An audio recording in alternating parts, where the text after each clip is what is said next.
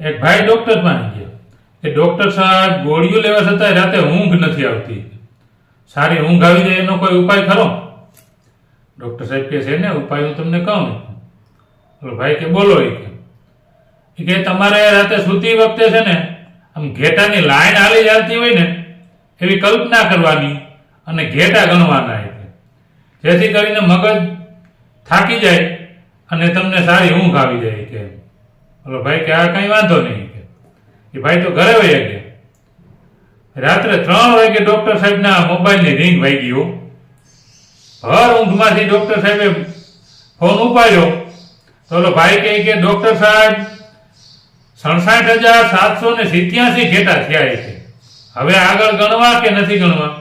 ત્યારે ડોક્ટરે કીધું કે ભાઈ હવે તમે રહેવા દો, હવે હું ગણું છું.